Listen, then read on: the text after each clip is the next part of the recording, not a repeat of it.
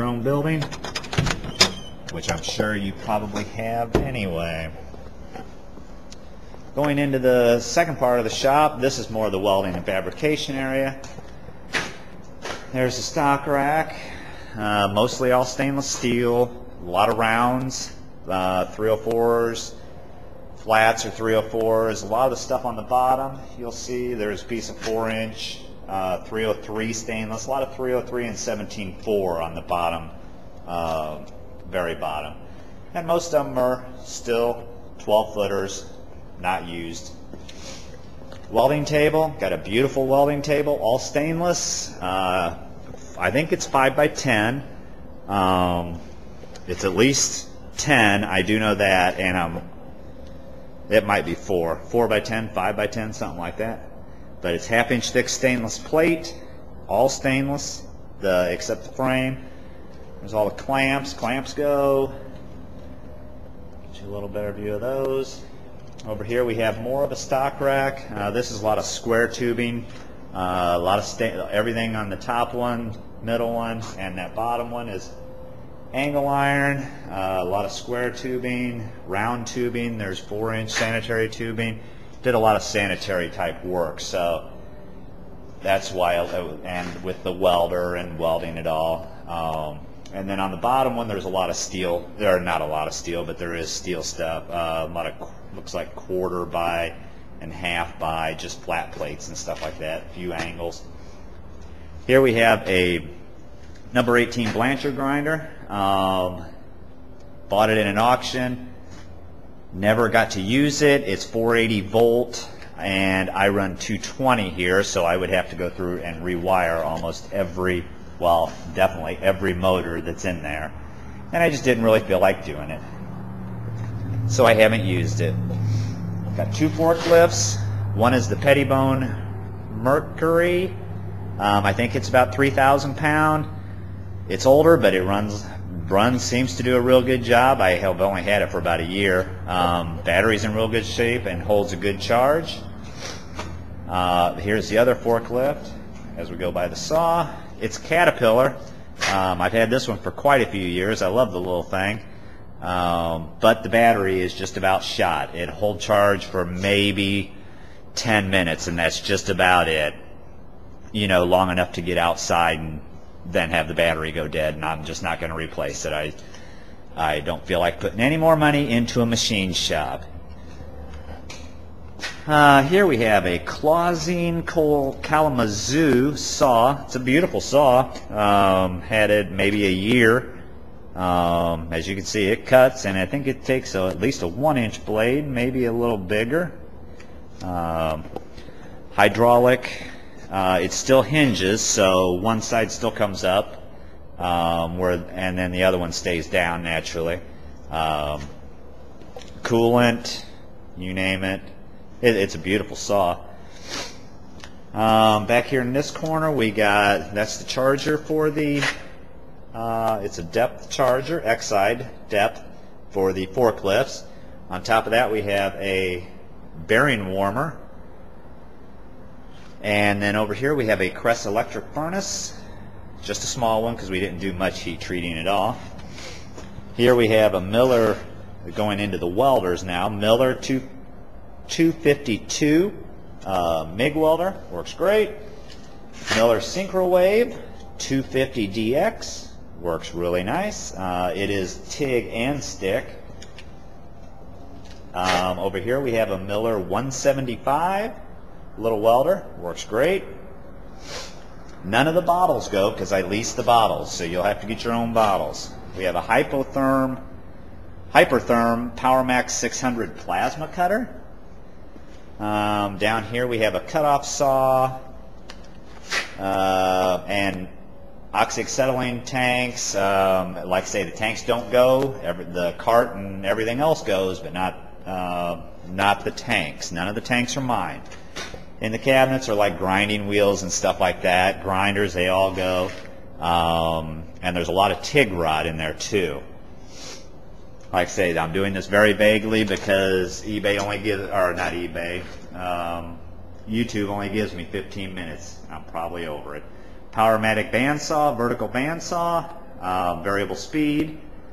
And then over there we have a 4 foot by 4 foot bead blasting cabinet. The whole top flips up and it's spring loaded, and so it goes up and comes back down. Quickly back here before I run out of time. Like I say, this is very vague. There's a lot more in here that I'm not going to go over. These are a lot of air fittings. Legree air fittings. We got a lot of nuts and bolts. All the cabinets go. There's more. That's all stainless nuts and bolts, quarter through at least half, and some 5/8. We got O-rings, ton of O-rings, and those are just miscellaneous parts that we used on the equipment that we built. We have over here, we got a little pallet bander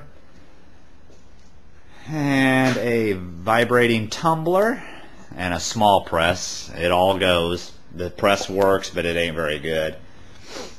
Here's our first, this is the smaller air compressor. That's the one I use all the time. It's plugged in, running right now.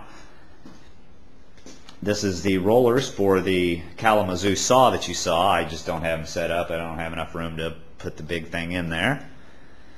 We got cabinets full of wire and paint guns and brand new fans, all the conduit, or a lot of conduit, a lot of wire. And this is extra shelving unit that goes, pallet shelving unit. Over here on this one we got just a bunch of air fittings, different nuts and bolts, a lot of electric motors,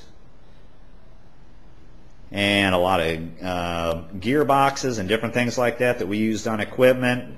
Might be good, might not be, but it all goes. Got a lot of different valves right down here. I know it's hard to see back in here. A lot of brass valves here, if you can see. Casters, flanges, pipe flanges. A lot of different types of tubing stuff. So as you can see, there's years and years and years of collection here, and most of it is, I mean, most everything on that shelf, those shelves, is brand new, never been used. Here's our second air compressor. This baby's a monster. A guy I know built it. 25 horse. Never been plugged in. But you can see the craftsmanship is definitely there. It's a beautiful work of art. Could have went a little different color on the tank, but hey, it turned out magnificent. There's a control box. Like I say, never been wired in. Still sitting here. Here's a key seater that I was referring to. It's an old one. Don't use it a whole bunch. That's why it's back here in this part of the shop. But when we do, we just grab the forklift, pull it out, plug it in, use it, cuts a beautiful key up to 1.25 inches, I think, and then put her back in here. There's air hoses.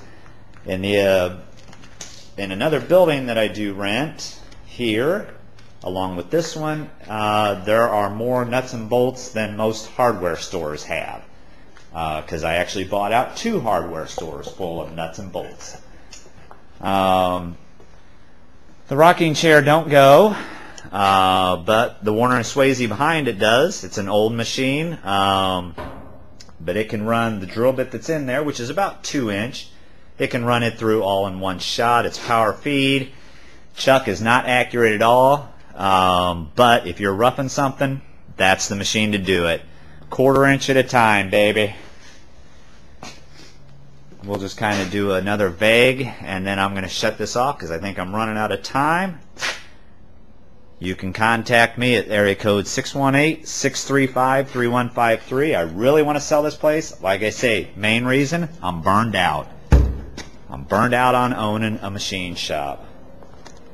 Here we have another little jet horizontal saw. It's rough looking, but it actually runs like a top. That's the one I use more than the big one. Workbenches, everything goes. Garbage cans. There's a lot of plate back here. 1/4 inch plate, 1/4 inch thick plate. That's a big old chunk, plus a lot of just different miscellaneous pieces we've cut off and different things like that. I don't know what else to show you. If you're interested, like I say, make me a reasonable offer and I'll guarantee you I'll think about it. And I'll tell you if I can. I know what I have to have. But if you're looking to start a machine shop, this is a very ideal situation for you. Once again, phone number 618-635-3153, or you can email me at mhayes@cardinalfittings.com.